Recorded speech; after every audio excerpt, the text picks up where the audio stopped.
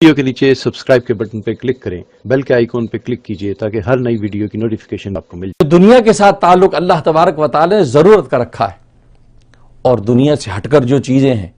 اس کے ساتھ اللہ تبارک و تعالی نے محبت کا تعلق رکھا ہے، اور بنیادی طور پر 3 چیزیں ہیں، ایک بیت اللہ، دوسرے رسول اللہ،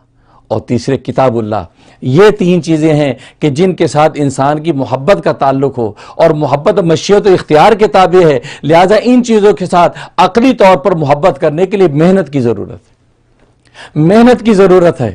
چنانچہ انسان جو ہے بیت اللہ کے ساتھ تعلق بڑھانے کے لیے لبیک اللہم لبیک لبیک لا شریک لک لبیک ان الحمد والنعمت لک والملک لا شریک لک کے نعرے لگاتے ہوئے اس بیت اللہ کا طواف کرتا ہے، صفا مروہ میں دوڑتا ہے، بیت اللہ میں حجر اسود کو چومتا ہے، گویا کہ اللہ سے مصافحہ کرتا ہے۔ اب بیت اللہ کا جب طواف کرتا ہے، لبیک کے نعرے لگاتے جاتا ہے، تو بیت اللہ کی جو محبت ہے وہ اللہ تبارک و تعالیٰ کی محبت کے پیدا کرنے کا ذریعہ بنتی چلی جاتی ہے،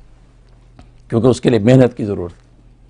رسول اللہ صلی اللہ علیہ وسلم کے ساتھ محبت کے لیے محنت کی ضرورت ہے۔ چنانچہ صلاۃ و سلام پڑھتا ہے، اللہم صلی علی محمد اللہم صلی علی محمد کے نعرے لگا لگا کے رسول اللہ صلی اللہ علیہ وسلم پر رحمت کی دعائیں کرتا ہے، اے رب کریم محمد صلی اللہ علیہ وسلم پر اپنی رحمت نازل فرما، یہ دعائیں کرتا ہے، رسول اللہ کے ساتھ تعلق بڑھاتا ہے، محبوب کی اداؤں کو اپنی زندگی کے اندر اجاگر کرتا ہے، تو رسول اللہ صلی اللہ علیہ وسلم کی محبت عقلی طور پر پیدا ہونے لگتی ہے، بڑھنے لگتی ہے، اور رسول اللہ کی توجہ بڑھنے لگتی ہے۔ اور تیسرے کتاب اللہ ہے، اور کتاب اللہ یہ محادثہ مع اللہ، حدیث میں آتا ہے کہ کتاب اللہ کی تلاوت اللہ سے گفتگو ہے۔ آپ ساری دنیا سے گفتگو کرتے ہیں، دوستوں سے گفتگو کرتے ہیں، اپنے عزیز و اقارب سے باتیں کرتے ہیں، اللہ سے باتیں کرنے کے جی چاہے تو قرآن کریم کی تلاوت شروع کر دو، تو اللہ کے کلام کی تلاوت اللہ سے باتیں کرنا ہے۔ 1 گھنٹہ اگر آپ نے تلاوت کی، 1 گھنٹہ آپ نے اللہ سے باتیں کی، بادشاہوں کے بادشاہ سے باتیں کی ہیں، اور جو بادشاہوں